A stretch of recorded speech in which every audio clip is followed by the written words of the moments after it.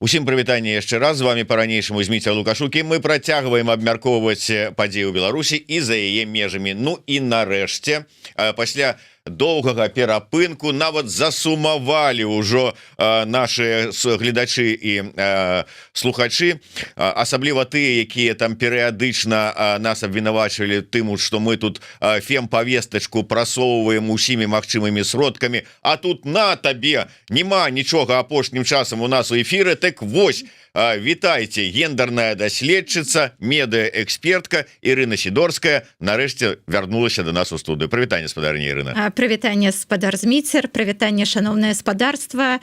Я таксама радая, што я тут.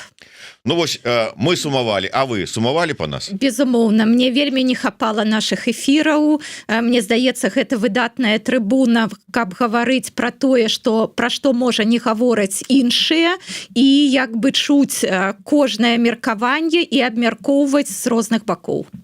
Ну, вы час не гублялі. Я ведаю, што спадарыня Ірына запустила свой адмысловы прафесійны гендерна-даследчыцкі тэлеграм-канал. Ну, не толькі гендерна-даследчыцкі, наогул, там слова гендер у назве няма. Ён называецца ў бок ад мейнстрыму, і мне здаецца, вось у гэтым галоўны пасыл, што гавару пра тое, пра што мне здаецца, мала гавораць астатнія. Я попрошу, калі у нас яшчэ немає спасылачкі у апісанні, каб спасылку у апісанні на вось новы тэлеграм-канал спадарыні Ірыны дадалі. Заходзьце, подписывайтеся, читайте. Калі для вас гэта небяспечна, можете не подписываться, потому что пакуль-то ён яшчэ не прызнаны нідзе нікім всякими там рознымі структурамі подозрительными. А канал добры, але ўсё у нас у жыцці, ведаеце, здараецца нечакана. Таму вы читайте, калі раптам вот можа быць небяспечна, але без подписки, але читайте, як і глядзіце наши каналы Еўрарадыё і канал Навокал. Ну что ж, спадарыня Ірына, давайте мы пачнем с не самой такой, пакуль што, нават не ведаю, як тут пра слово жоўтае не хочется гаварыць, але, скажем так, самой пакуль што абмяркоўваемай навіны, а с той, якую вы далі у сябе.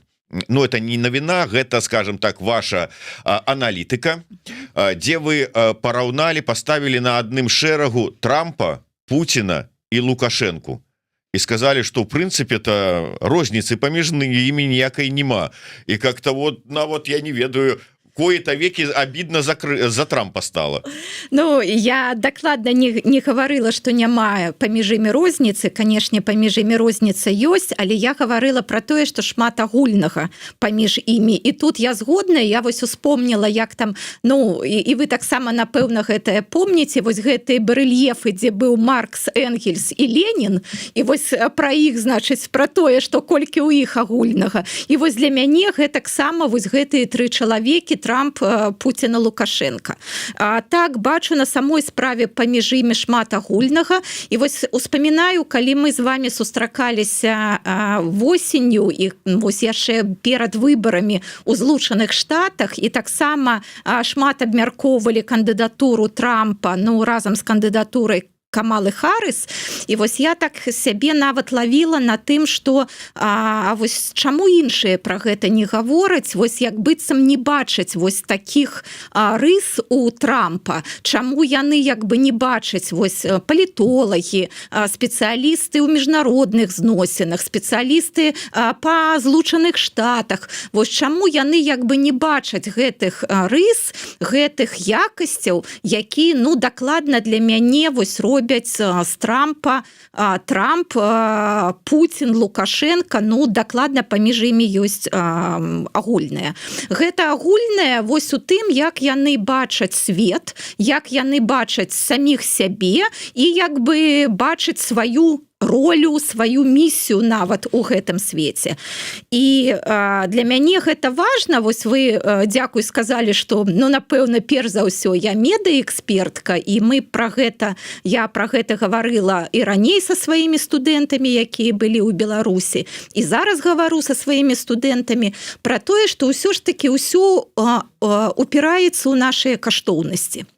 Вось, напрыклад, калі мы гаворым пра дэзінфармацыю, калі гаворым пра прапаганду, вельмі часта там тыя ж самыя журналісты задаюць пытанні. Вось мы глядзіце, мы столькі робім па факт-чэкінгу, па маніторынгу. Вось мы паказваем, што вось гэта як бы неправда, што гэта прыдумана, што гэтага няма. А чаму людзі нам не вераць? І вось мне заўсёды хочацца, частка людзей нам не верыць. І мне заўсёды хочацца сказаць, таму што у людзей такія каштоўнасці, што вось гэтыя вашыя факты не ўпісваюцца ў тую карціну света, якую гэтыя людзі падзяляюць. І вось, вяртаючыся да Трампа, у Пуціна і у Лукашэнкі, мне здаецца, вельмі сходная карціна свету. Так, безумоўна, ёсць розніца, але вельмі шмат агульнага. Па-першае, і тут уключаю сваю гендерную лінзу, гэта ж прадстаўнікі вось гэтай такой класічнай адыходзячай маскуліннасці, якую ўсе крытыкуюць. Вось гэта тыя самыя дзяды у як бы прамым сэнсе слова, якія лічаць, што свет павінен быць такім, якім ён быў раней. Вось калі там скрэпы, традыцыйныя каштоўнасці, а для кагосьці, што вось гендераў толькі 2, а значыць іншага як бы не можа быць. Зразумела, што там той жа Трамп, напэўна, больш такі цывілізаваны варыянт, ён больш пра грошы, вот ён вельмі любіць здзелкі заключаць, і мы гэта зараз усе бачым і ад гэтага церпім. А Пуцін, Лукашенко гэта нават не пра грошы, гэта пра рэальную ваенную моц, гэта пра вось гэты 100% кантроль таго, што адбываецца на іх тэрыторыі, пра гэтую моцную руку і гэта далей. Вось нават глядзіце, нават вось тыя самыя знешнія прыкметы. Вось усе яны маюць дзяцей, якія як бы маладзейшыя за іх унукаў. І яны гэтым ганарацца.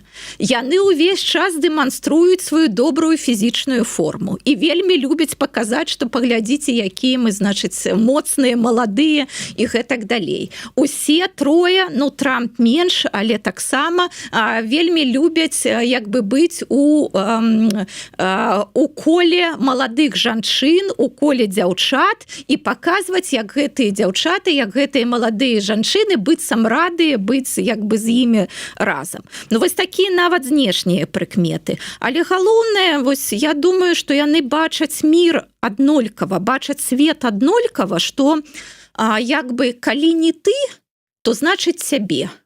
Вось карціна він-він, што мы можам як бы разам штосьці зрабіць, каб добра было усім бакам. Вось я думаю, што гэта ў них у галаве нават няма такога. Яны як бы не вераць вось у такія каштоўнасці, у такое развіццё свету.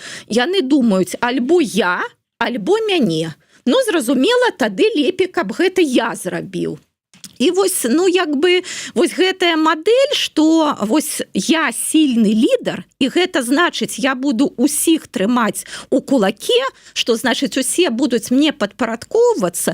Трамп гэта робіць больш так пра грошы, пра там размовы пра, значыць, пра тое, што зробім Амерыку зноў вялікай, але у сутнасці гэта ж адно і тое ж. Вось гэта адыходзячае... Это синдром этой моцнай рукі, і моцнай рукі, і неразуменне свету сучаснага. Гэта людзі, састарэлыя, якія мне... можна ж быць як бы быць сталага веку, але можна ж быць як бы з гэтым векам нараўне, бо ты як бы вучышся, ты увесь час цікавішся новым, ты як бы увесь час рэфлексуеш, але гэта дакладна не пра гэтых людзей, у іх няма ніякага сумневу ў тым, што вось яны правыя. Вось мне здаецца, што вось мы колькі там гаварылі пра Лукашенка, што ён так любіць гаварыць на чорнае-белае, а на белае-чорнае, хутчэй за ўсё ён верыць на самой справе вось у тую карціну свету, якую ён малюе. То, што гэтая карціна света ні ў якім разе не адпавядае рэчаіснасці, на жаль, гэта аказваюцца нашыя праблемы. Але і вось гэта таксама паказвае, што там прэзідэнтка, яны не павінны быць там вельмі разумнымі, ну, напрыклад, там нейкімі, не ведаю, прафесарамі, альбо там лаўрэатамі Нобелевскай прэміі. Хопіць, каб яны жылі ў рэальным свеце. А вось гэтыя 3 чалавекі, яны жывуць у выдуманым свеце, вось у гэтым састарэлым свеце, які даўно скончыўся, а сённяшняга свету яны не разумеюць.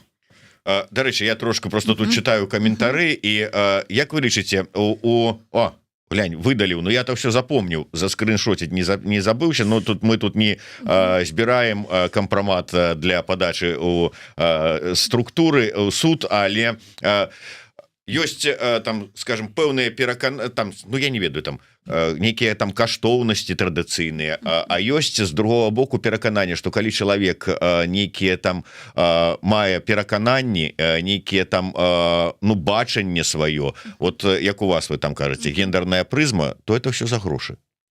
Вот, сколько вам платят вот за то, что вы тут распаўсюджваеце гендерную диктатуру? Ну вось гэта таксама светапогляд чалавека, які не верыць, што людзі могуць падзяляць каштоўнасці, ну як бы шчыра і шчыра змагацца за гэтыя каштоўнасці. Але я не думаю, што вось гэты ваш каментатар, ён альбо яна, што яны вось бесплатно пишут такія каментары. Гэта іх праца дыскрэдытаваць нас і дэматываваць. Яны разумеюць, што ну яны ж не прымусяць ні вас, ні мяне, не большасць нашай аўдыторыі думаць па-іншаму. Але што яны могуць? Яны могуць паспрабаваць альбо нас дыскрэдытаваць у вачах вось аўдыторыі, альбо там іншых людзей, альбо ну як бы вось дэматываваць нас, каб мы сказалі: о, ну вось жаль, што ну такая у нас аўдыторыя, ну, напэўна, не трэба дзеля яе працаваць, можа, чымсь іншым трэба заняцца і гэтак далей. Прапаганда менавіта так робіць, і вось яшчэ раз гэта паказвае, што у нас ёсць у кожнага і у кожнай ёсць свае каштоўнасці, і увогуле ўсё абапіраецца на гэтыя каштоўнасці. Вось што мы робім, чаго мы не робім, што мы гаворым, чаго мы не гаворым. І гэта на самой справе вельмі важна. І ў палітыцы гэта таксама вельмі важна. І вось Трамп, Лукашенко, Путін — гэта людзі вельмі такіх састарэлых каштоўнасцей. Яны як бы разумеюць, што іх каштоўнасці не адпавядаюць сучаснаму свету, але яны нічога не могуць з гэтым зрабіць, і яны тады хочуць вярнуцца назад, і каб краіны гэтыя, каб мы вярнуліся назад. Давайте, можа быть, завяршаючы гэтую тэму, бо ёсць яшчэ тэмы, якія варта абмеркаваць, але не магу просто прайсці міма. Вы все ж таки кажуце пра агульнасці паміж Трампам, Лукашэнкам і Пуціным, звяртаеце ўвагу на вось гэты прынцып моцнай рукі. Мы яго ўзгадывалі, але мне вельмі спадабалася, як вы заканчваеце вот гэты свой допіс думкай: моцная рука — гэта не сімвал сілы, гэта сімптом страху перад светам, які змяняецца і становіцца непадкантрольным. Досыць такое, ну, арыгінальнае бачанне, што моцная рука — гэта сімвал страху. Здаецца, што калі ты па-сапраўднаму моцная асоба, табе не трэба гэта ўсім дэманстраваць. Ты як бы і так разумееш, што вось ты моцны чалавек, ты моцная асоба, ты як бы упэўнены ў сябе, ты як бы, ну, разумееш свет, ты як бы дасягаеш сваіх мэтаў, ты у балансе з іншымі людзьмі, ты разумееш іншых людзей, у цябе добрыя адносіны з імі.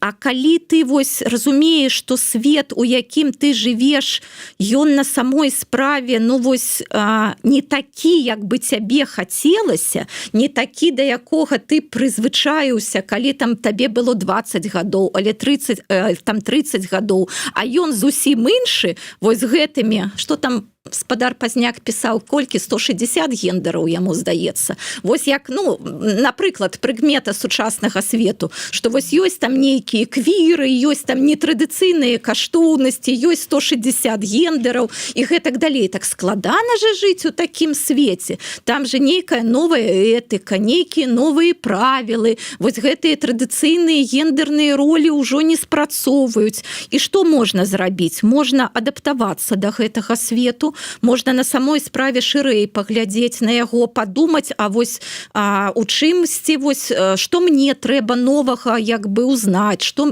у чым мне трэба змяніцца. А можна як бы ўсё гэта отвергаць і гаварыць, што ўсё гэта неправільна ў сённяшнім свеце і давайте вернемся назад, а вось я буду гэтым чалавекам з моцнай рукой, бо вам не патрэбна дэмакратыя, вам патрэбен парадак і стабільнасць. Ну, а вось я буду такой моцнай рукой, якая будзе забяспечваць вам гэтую стабільнасць і парадак. Але ўсё ж таки гэтую вот ад такіх палітыкаў-папулістаў в прынцыпе правых папулістаў, хаця Лукашенко, відаць, не правы, а левы папуліст больш, хаця халера яго там разбярэ, по-моему, ідэалогіі ніякай нема. Мне здаецца, што ён папуліст і ўсё. І ўсё, і на этом ўсё сказано. Але ўсё ж таки, якія пагрозы ад прыхода да ўлады такіх палітыкаў-папулістаў вы бачыце? Бачу, перш за ўсё тое, што яны дыскрэдытуюць дэмакратыю, дыскрэдытуюць выбар сапраўдны, што вось як бы той же самы Лукашенко, ён же сказаў, вось вы мяне выбралі там у 94-м годзе, так, вось вы мяне выбралі, а зараз аддайце ўсё мне, усе там ваши інтарэсы, жаданні, ваши там каштоўнасці, ваши прынцыпы, аддайце ўсё мне, падпарадкоўваецесь мне, і я забяспечу вам стабільнасць і парадак так, як я гэта разумею. Ну, вось гэта яго мадэль. Вось менавіта ён не цар, ён пра тое, што яго выбралі, але вось ён народжаны быць прэзідэнтам, ён такая выключная асоба, ніхто іншы на гэта, калі ён жывы, не можа нават прэтэндаваць гэта, там побач з ім ніхто не стаяў, і вось мы ўсе павінны як бы рабіць тое, што мудры Лукашенко, разумны Лукашенко хоча, патрабуе гэтак далей. І калі мы будзем гэта ўсё рабіць, ну тады будзе больш-менш добра. А калі мы гаворым не досыць, ну як бы, ну вось і як бы і увесь гэты гвалт на нас і абрушваецца. Гэта я наогул вельмі дрэнна адношуся да папулістаў, вось можа і як даследчыца, як экспертка. Гэта, мне здаецца, адно з такіх найгалоўных праблемаў, бед нават вось сучаснага свету, бо зразумела, мы хочам простых адказаў, мы хочам зразумеласці, яснасці, но на самой справе значна лягчэй, калі ёсць два гендары, чым калі шмат гендараў, гэта зразумела. Але жыццё вось яно складанае, і нам трэба разумець, што тыя, хто даюць простыя адказы, яны намі маніпулююць. Ну да, ввогуле, калі выбар малы альбо яго нема, так лягчэй жыць. Прыйшоў одно мороженое ляжыць у стаканчыку і ўсё. Да. Ніякіх ваганняў і ўсё. Ну вот хто хоча больш падрабязна пачытаць думкі спадарыні Ірыны наконт падабенстваў Трампа, Пуціна і Лукашэнкі, калі ласка, у нас тут у каментатарскай ужо ёсць спасылачка наўпроставая на тэлеграм-канал спадарыні Ірыны у бок адмінстрыму. Калі ласка, заходзьце, подписывайтеся, вось тут вот это ўсё ёсць, зараз яшчэ дадуць на экран гэта ўсё, паглядзіце, подпішыцеся, ну і адукуйцеся разам з намі на YouTube канале Еўрарада, на які таксама не забывайце подписываться, калі гэта хто-нибудь яшчэ не зрабіў. Спадарыня Ірына, я б хацеў звярнуцца да тэмы у чарговы раз Анжэлікі Мельнікавай. Тым больш, што зараз з'явілася новая інфармацыя, што нібыта яна ўсё ж таки вылецела на Шры-Ланку, што нібыта яна там паляцела на сустрэчу з каханкам, што гэты каханак магчыма насамрэч гэты спартовага выгляду хлопец насамрэч это нейкі агент КДБ. Ну і вось яе такім чынам праз вось гэтыя любоўныя гульні, назовем это так, выцягнули, справакавалі, шантажавалі, альбо сілай, альбо шантажом по выніку, ну, неяк, што там далей, як пайшло, пакуль мы яшчэ не ведаем, але вось такія версіі. Я ўжо чытаў у розных сацыяльных сетках, тэлеграм-каналах рэакцыю на гэтую навіну, маўляў такое, ну это ж зусім трэба у галаве ніякага розуму не мець, каб вот знаходзячыся у такой структуры, на такой пасадзе, как бы, ну, ўсё ж таки чалавек не адукаваны, добра, не будем там кідацца рознымі словамі, і што вот можна было папасціся, купіцца на такую вот улоўку спецслужбаў. Як вы ацэньваеце эту всю сітуацыю? Ну вось глядзіце, што нават у гэтых каментарах перш за ўсё ідзе абвінавачванне спадарыні Мельнікавай, а мы ж на самой справе не ведаем, як вось гэта, і вы зараз гаварылі пра тое, што гэта версіі. Нават тое, што яна вылецела на Шры-Ланку, у гэтым польскім часопісе было пададзена, як нам дзве незалежныя крыніцы пра гэта сказалі. А што гэта за крыніцы? Мы як бы не ведаем.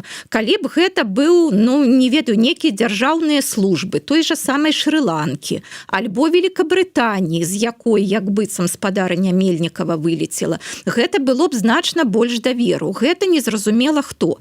І вось тут я б сказала бы, што для мяне гэта інфармацыя гучыць зусім не пераканаўча. І вось гэта, мне здаецца, добры прыклад таго, каб не павесціся на інфармацыю, якая з'яўляецца, а як бы, ну, ставіцца да яе крытычна і падыходзіць, ну, з такіх базавых, зусім такіх падставовых правілаў гэтай самай медыапісьменнасці, медыаграмотнасці. Што, значыць, гаворка ідзе пра тое, што польскі часопіс «Палітыка», значыць, вось апублікаваў такі матэрыял. Між іншым, прачытаць яго, напэўна, трэба толькі купіць гэты часопіс, бо там, значыць, ну, спасылка, яна ж платная версія, вось я хацела, але не змагла і не паспела ўжо купіць сам гэты нумар. Але, а што мы ведаем пра гэты часопіс? Ну так, ён існуе, але наколькі вось як бы гэта аўтарытэтная крыніца інфармацыі, я не ўпэўнена. Наколькі я ведаю, я вось як бы пытала некаторых маіх польскіх знаёмых, яны сказалі, што гэта як бы хутчэй такі левая крыніца, не правая, левая, і тут пытанне, а што робіцца, на каго гэты матэрыял разлічаны, бо не мы, беларусы, як бы галоўная мэтавая аўдыторыя. Усё ж такі галоўная мэтавая аўдыторыя гэта польскае грамадства, а тут трэба разумець, што праз 10 дзён выбары прэзідэнта Польшы. І як бы пытанне, вось, а як бы што палякам і полькам гэты матэрыял як бы даносіць. Мне здаецца, што ён даносіць ідэю, што польская паліцыя, польскія службы бяспекі работаюць дрэнна. Вось гэта была, мне здаецца, галоўная ідэя вось менавіта для польскай аўдыторыі. Што, глядзіце, што як бы следства вядзецца марудна, што вось ужо колькі прайшло часу, а ніякай інфармацыі няма, і што гэта такое, а чаму вы як бы не гаворыце, і гэтак далей. А далей ідзе гаворка вось больш пра такія інтарэсы польскай бяспекі, што спадарыня Мельнікава сустракалася там з важнымі палітычнымі фігурамі Польшы. Ну і што і тады яе як бы ніхто не правяраў? І таксама пытанне, яна ж не так даўно атрымала польскае грамадзянства. Таксама яе павінны былі правяраць вось перш за ўсё на прадмет даваць гэтае польскае грамадзянства.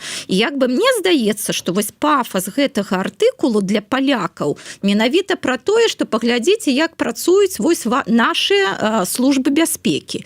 І тут уже хутчэй, ну, такі каменьчык у агарод вось як бы дзеючай кааліцыі і канкрэтна Рафала Часковскага, і як бы, ну, на жаль, я ўпэўнена, што гэта не прыцягне да кандыдатаў ад левіцы, а, на жаль, можа прыцягнуць прыхільнікаў ПіСа і прыхільнікаў канфедэрацыі, на жаль.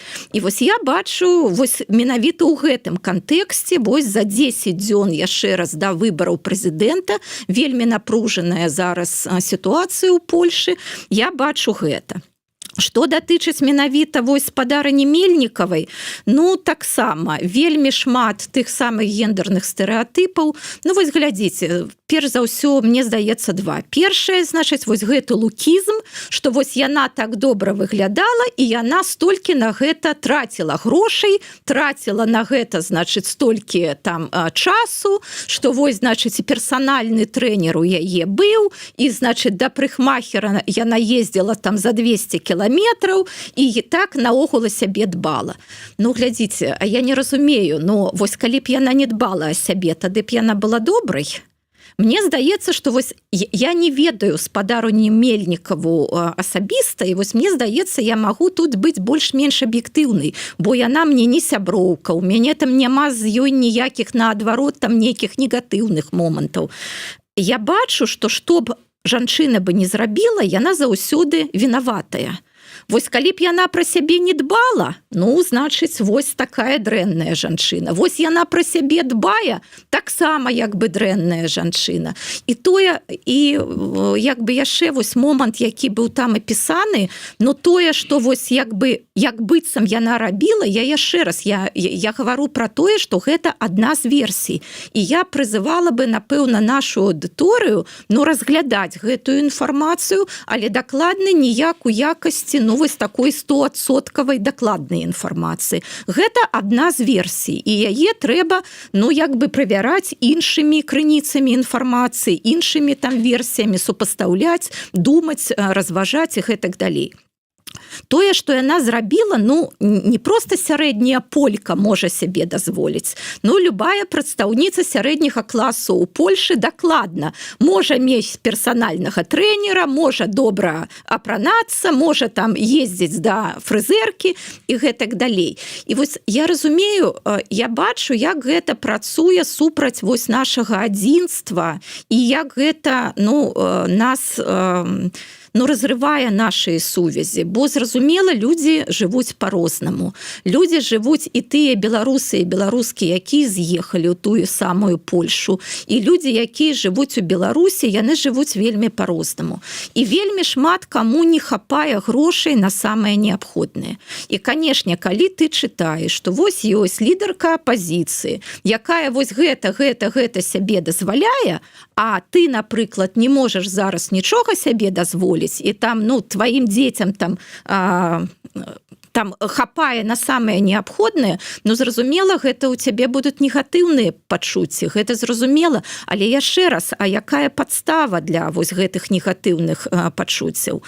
Ну, наконт вось кахання, таксама вельмі такі вось стэрэатып, ну, што можа жанчына, тым больш маладая? Ну, канешне, яна можа закахацца, згубіць галаву, ні пра што не думаць, і тады, значыць, яе абвядуць вакол пальца і гэтак далей. І глядзіце, нават вось як бы як апісваецца яе гэты каханак, што гэта, значыць, мужчына спартовага выгляду, спартовец, ну, вось такія тыпічныя гендерныя стэрэатыпы, што вось, значыць, спадарня Мельнікава такая фарбаваная, яркая блондзінка, ну, хто ж можа быць побач з ёй? Ну, зразумела, не нейкі там батанік у акулярах, выбачайце, спадар Зміцер, а толькі абавязкова вось нейкі спартовец, вось такі мужчына, які, ну, як бы таксама добра фізічна выглядае. Да гэтага тое, што пісалі, што яна як быццам бы жыве з мужам і не развялася з ім на самой справе, да гэтага та была галоўная версія. Але зараз, ну, як бы зусім іншая. Зараз две в одном. Да. І каханак і з мужам жыве. Да, і абодвух, як бы, ну, з абодвумі, да, мае, як бы, зносіны. Ну, як мінімум. Да, вы ж уже, як бы, вылучыся, што вы, якую вы версію абіраеце.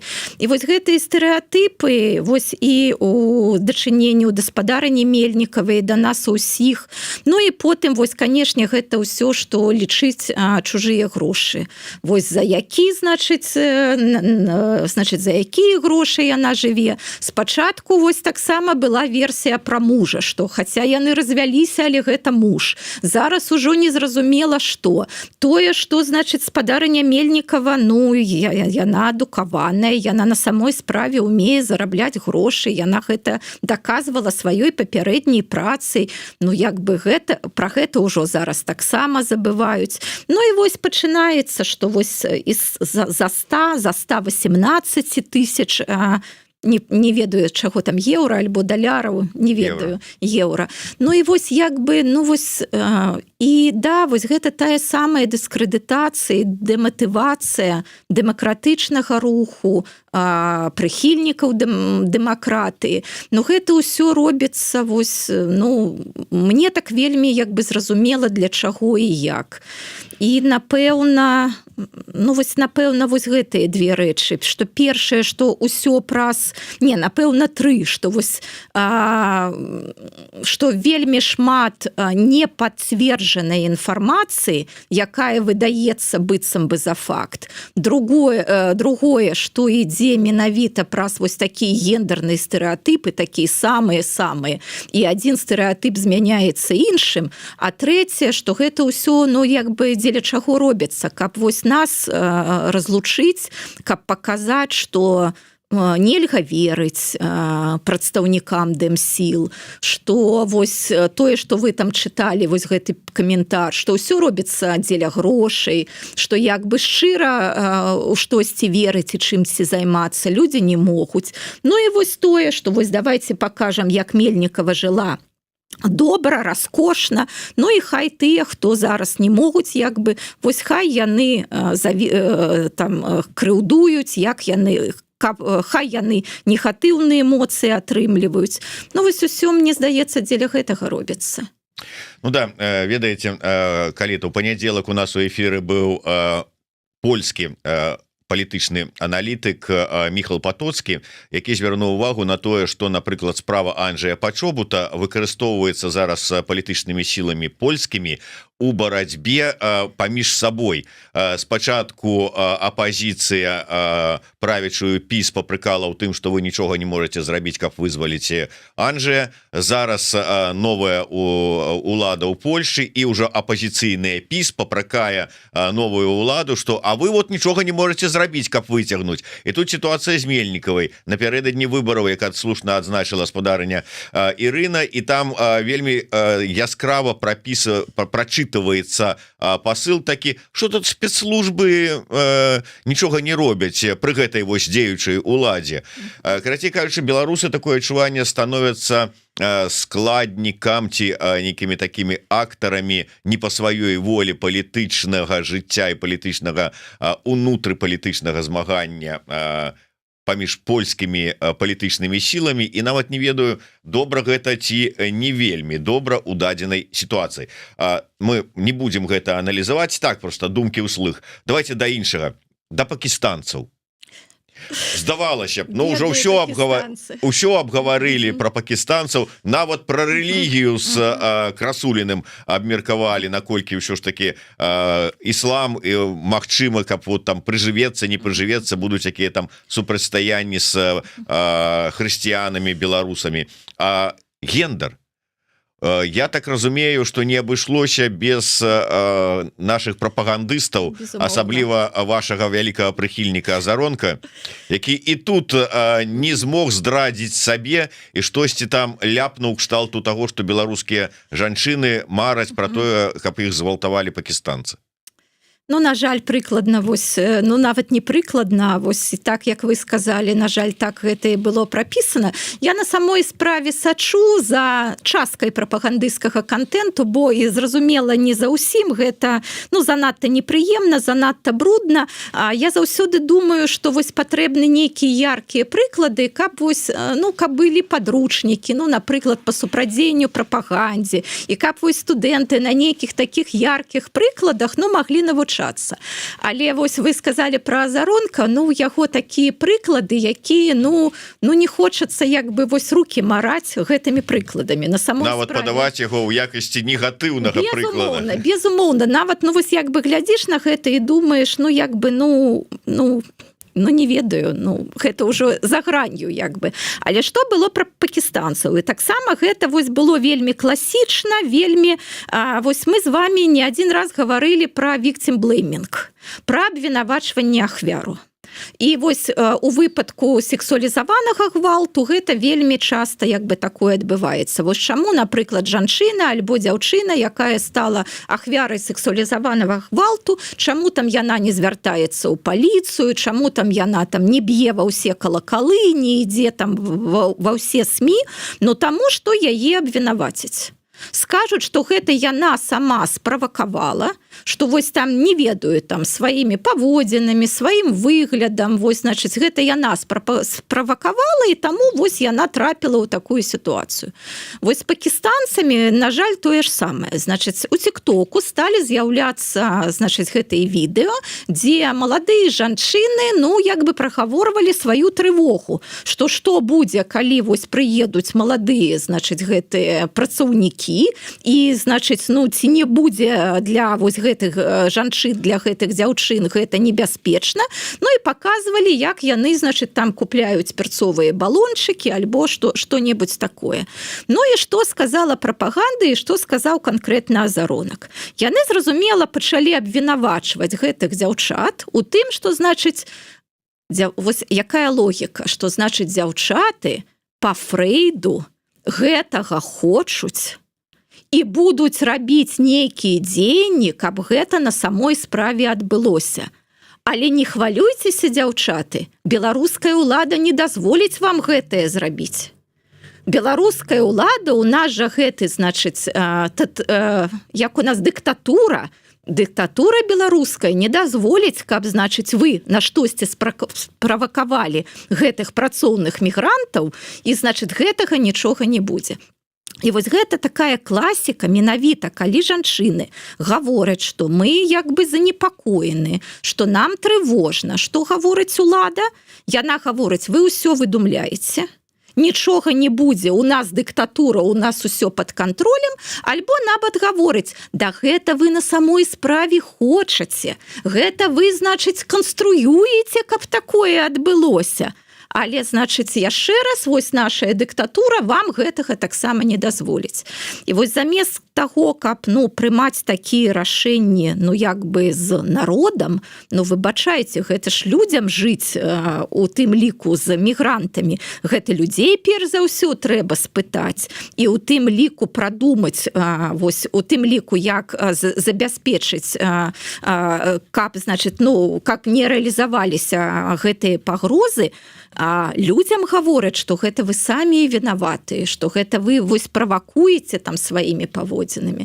Ну гэта вось гэта можна на самой справе ў падручнік, бо гэта, ну вось класіка класікай, але калі яшчэ гэта там у нейкай бытавой сферы, калі гэта гавораць, ну, звычайныя людзі пра ахвяру сексуалізаванага гвалту, ну гэта яшчэ можна патлумачыць там нейкай недасведчанасцю, там не і гэтак далей. Але калі вось дзяржаўныя прапагандысты гэта гавораць, ну, як бы, ну, а якой, не тое, што там гендернай роўнасці, а якой бяспецы, а якой павагі да жанчын можа ісці гаворка, калі, ну, вось голас жанчын не чутны, а калі ён чуецца, то толькі для таго, каб крытыкаваць гэтых жанчын. Ну і яшчэ одна тэма, якую хацелася б закрануць у межах нашай сённяшняй з вами сустрэчы, гэта ініцыятыва па телефонаў мабільных, забіраць іх у школьнікаў беларускіх. Ну, здавалася, ну, ты прыйшоў у школу, ідзі вучыся, а не ў тэлефоне сядзі, седзячы там дзе-небудзь за задняй партай. Як вы ацэньваеце? Ну, як выкладчыца, я разумею, што, напэўна, для ўсіх выкладчыкаў галоўная пагроза – гэта, зразумела, мабільны тэлефон. Што тое, што ў інтэрнэце будзе заўсёды больш цікавае, чым тое, што гавораць выкладчыкі, настаўнікі і гэтак далей, гэта зразумела. І вось чытаць лекцыі, ну і весці заняткі, да, інтэрнету, напэўна, было значна лягчэй. Думаю, вось залатыя былі часы. Разумею, чаму некаторыя хочуць туды вернуцца, але разумею, што вернуцца немагчыма.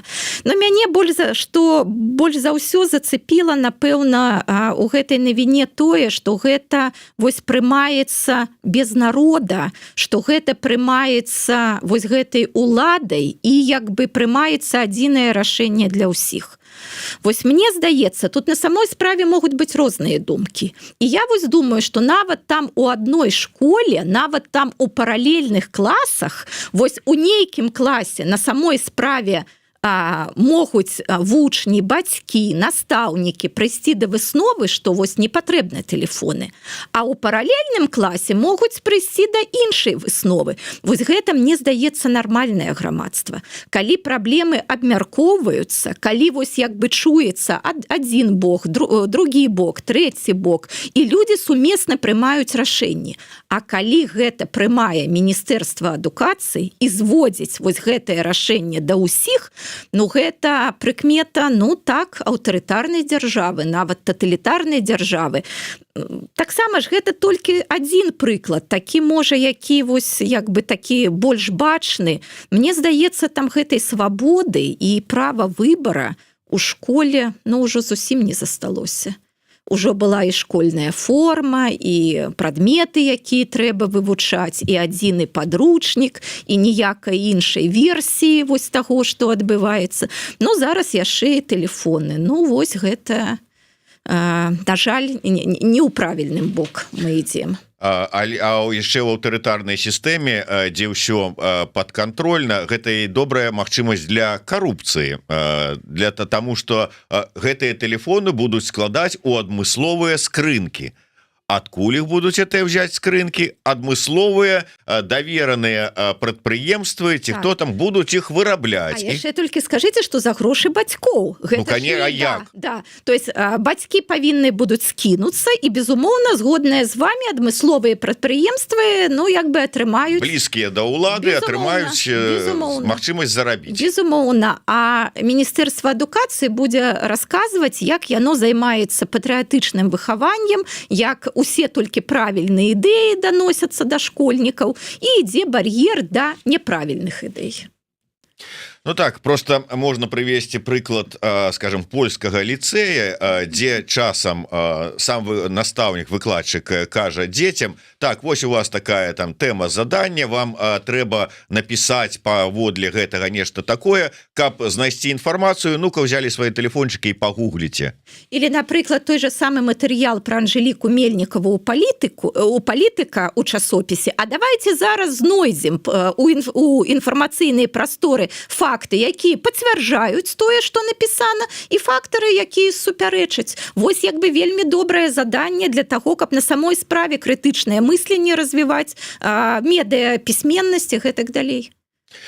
А для того, каб развіваць крытычнае мысленне, медыапісьменнасць і прачышчаць гендерную прызму, варта подписаться на телеграм-канал Ирины Сидорской у бок адмейнстрыму. Спасылочка есть у нас у комментаторской, у описании. Так что заходите, подписывайтесь, прочищайте, ну и все остальное для самоудосконаления с этой допомогой робите. Ну и подписывайтесь на YouTube канал Еврорадио и наш новый YouTube канал Навокал. Ставьте подобайки, расширвайте, коли для вас это беспечно, и зверните увагу на те сборы, якія мы там спрабуем до вас донести, бо лічым іх вельмі важнымі і патрэбнымі. До сустрэчы. Сябры, праект «Беларусь Томорроw» яднае прадукцыю шматлікіх беларускіх медыа, і яго ўжо можна глядзець са спадарожніка. Як гэта зрабіць, шукайце ў апісанні да нашага відэа.